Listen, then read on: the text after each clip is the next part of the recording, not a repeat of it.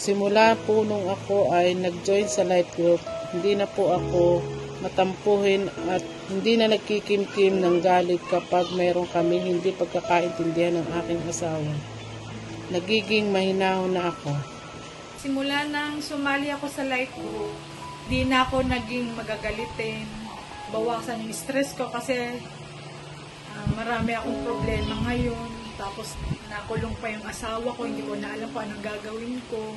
Dahil sa life group, nagbago lahat. Dahil kay Lord, maraming salamat po. Good morning po sa lahat. Ako po si Ferry Antaneo. Kasali po ako sa Orderers Life Group. Nagpapasalamat ako sa Panginoon dahil napasali ako dito sa life group na to. Dahil nagkaroon ako ng self-control. Kasi every time na nag-aaway kami ng asawa ko, nanahimik na lang po ako. Dati po kasi, nagger po ako. Umaba pa po ang aking pasensya. Lalo na po sa aking mga anak. At mas marami pang blessings na dumating po sa amin. Katulad na lang po ng lahat po kami, hindi na po kami nagkakasakit. Kami po dalawang mag-asawa, mas tumatatag pa po kami dahil alam ko po, nasa center po namin si Lord.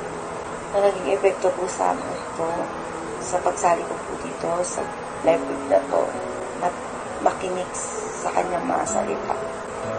Maraming salamat po sa ating Panginoon. Maraming salamat po sa life group. Orderers Life Group. God bless all. Thank you.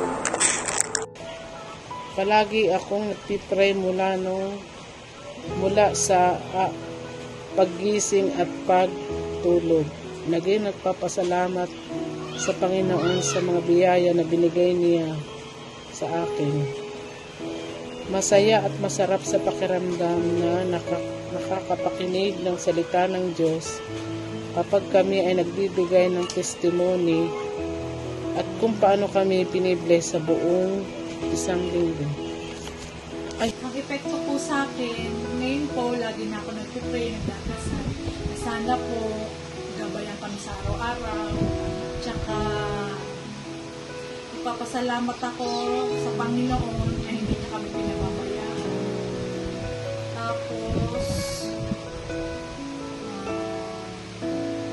dahil po kay Lord, lagi po siya nandiyan sa amin. Basta po nagpapasalamat ako ng marami sa araw-araw na biyaya, kalusugan, gabay.